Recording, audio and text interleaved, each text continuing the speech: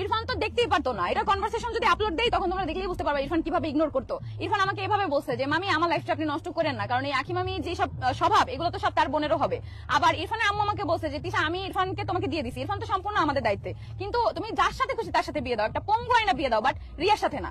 ইরফানের আম্মু ডিরেক্ট বলে দিছে, কারণ আখির জন্য যে অশান্তি আমাদের সংসারে হইতো, রিয়া আসলে ডাবল অশান্তি হবে। আর ওরা যে লোভী আমরা তো চিনে ফেলছি, যার জন্য হচ্ছে ইরফানের আম্মু আমাকে ডাইরেক্ট হাতে পায়ে ধরছে যে তুমি একটা ভিখারি আইনা বিয়ে দাও, তার রিয়ার সাথে বিয়ে দিয়ে আমার ছেলের জীবনটা নষ্ট করো না। আমি বলছি আচ্ছা ঠিক আছে। পরে আমি এগুলো থেকে চুপ হয়ে গেছি। তারপরে তো ঝামেলাই লাগলো, বুঝো নাই? তুমি তো রিয়াকে বোনের মতো ভালোবাসতা, তো তাহলে বুঝো বোনের মতো ভালোবাসতাম আর এখন রূপ দেখছো, ওরে নিয়ে কোনো কন্ট্রোভার্সি আছে, ও কেন আমাকে নিয়ে পোস্ট দেওয়ার কত বড় সাহস? ওটা সামনে পেলে একটা থাপ্পড় মারে ওরে ঘুরাই ফেলতাম, বেয়াদব সেরি একটা। সাহস থাকলে কোনোদিন আমার বাসার সামনে আসিস, আমার সামনে আসিস, আমার চোখের সামনে, খালি পোস্টেই পারবি। নেক্সট কোনো আমার নিয়ে পোস্ট দিবি রিয়া, আমি আর তোর আর ইরফানের কি কি কনভারসেশন আছে এটা তো তুই জানোস, আমি সব পোস্ট করে দিব। এরপর পাবলিক দেখবো তোকে দুই বোনের চরিত্র। আমি এটা রিয়া তোরে বললাম, তুই ভালো করে জানোস বয়ফ্রেন্ড লেখা কি কি টেক্সট দিতি রাত্রে, এটা কিন্তু সব আছে আমার কাছে। তো নেক্সট আমার নিয়ে আরেকটা পোস্ট দিবি, আমি তোর কনভারসেশন গুলো ভাইরাল করে দিব। তুমি তো হেভি সুন্দরী না, আমি হেভি সুন্দরী না, আমি এসে বলিও না। চুপ থাকো, আমি নিজেরটা নিজে বলে না, আমি অনেক কিউট, আমি ন্যাচারালি কিউট।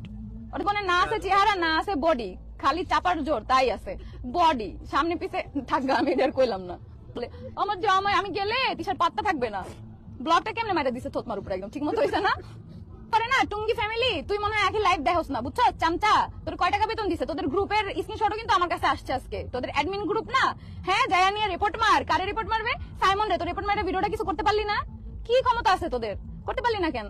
সব জায়গায় দেখছো না যে ছোট বউরা সবসময় পাত্তা পায়, তো আখি তো ছোট বউ ছিল, সে তো নতুন আসছিল, একদম কচি, তাই না? সে তো একদম অল্প বয়সী কচি, তাহলে জামাই ভালোবাসা পাইলো না কেন? বলতে কি ওর চরিত্র কি? ওর কলেজে যায় খোঁজ নাও, তাহলেই জানতে পারবো ওর চরিত্র কি। নিজের কলেজে দেখে আরেকজনের কলেজের পিকনিকে যায় ছাড়া নিয়ে।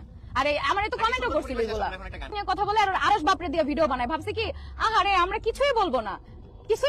আর আরস তো মানে 10,000 সাবস্ক্রাইবার বানাই ফেলছে খালি আমার ভিডিও দিয়ে। কেন তোর আখিমার একলার ভিডিও দিলে চলে না?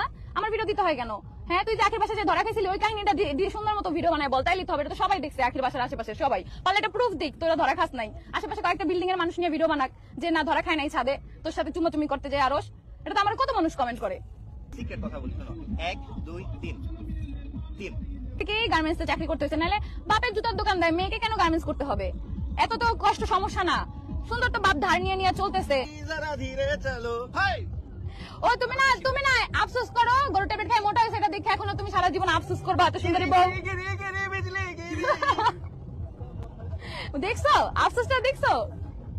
আপু তুমি রাগলে তোমাকে আরো ভালো লাগে, আরো কিউট লাগে।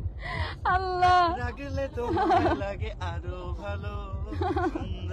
কেমন আছো আপু? আলহামদুলিল্লাহ কিউট আপু, থ্যাংক ইউ। কপিরাইট থেকে বাঁচতে পারবা, কারণ কেমনে